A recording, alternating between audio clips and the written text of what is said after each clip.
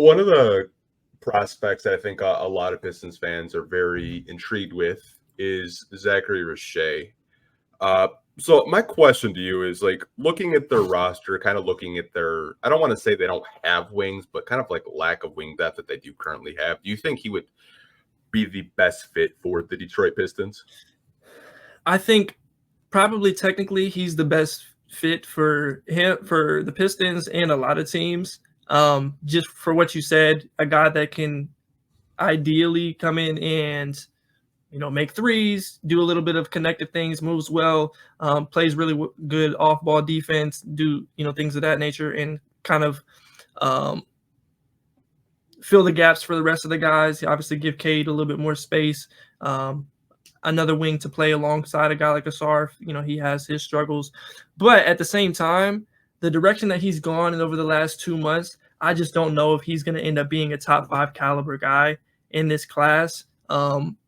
Some of his struggles when the shot isn't going, and these were the struggles that I had on him coming into the season. That was my biggest hesitation, and why I was a little bit lower on him coming into the season, and they have reappeared in a way that makes me nervous for his NBA prospects, because when he doesn't have open threes, the offensive impact is fairly minimal. He's not super physical.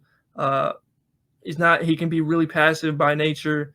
And, I just think there's a lot of things there that he's going to have to work on. Now, I still think that there's some people who are even lower on him than I am. I still think that the archetype of player that he is and the hot stretch that he did have this season are worth betting on at a certain point. But there are some issues there that would make it a little bit tougher to have him as that's kind of the guy that we want with a guaranteed top 5 pick than before or earlier on in the season. Yeah, I had a Pistons beat reporter on last week, and he told me like what he heard from the organization. Like they are high on 3 guys.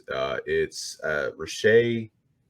I want to say it's the other French forward out of Chalet. I can't think of his name right now.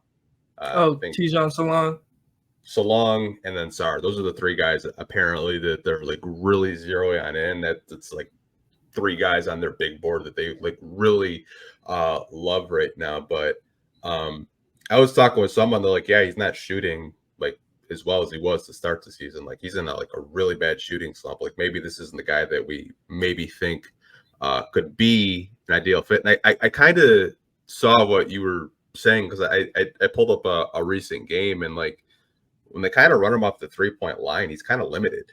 Like he doesn't really kind of makes mistakes, kind of rushes it sometimes. But I don't know. It's just when you kind of look at that shooting, I think it could translate. But so what you were saying, maybe it's not all there. Maybe he needs another year or 2 to develop. And I mean, the Pistons don't really have a really good track record with drafting French players. I mean, Sekou, Killian, who I both have their jerseys. Like I was so high on Sekou, I don't know what happened. I just don't. But I don't know. Maybe I'm just a sick individual having a Sekou and a Killian jersey still.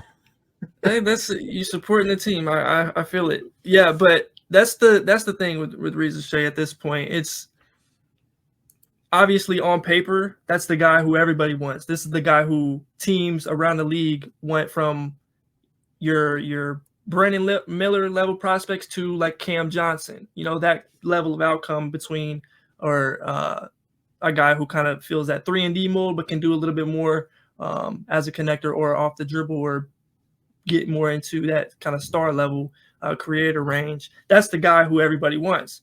So it makes sense that the Pistons would covet that in a way, but also I just have a little bit more skepticism of him as a player, especially when he does get ran off the line, when the shots aren't there as easily or as wide open. His decision making when he does have to drive to the rim, both as a passer and just kind of get into pull-ups and all the way to the rim, like those things are stuff that he has to continue to work on. So that's the hesitation.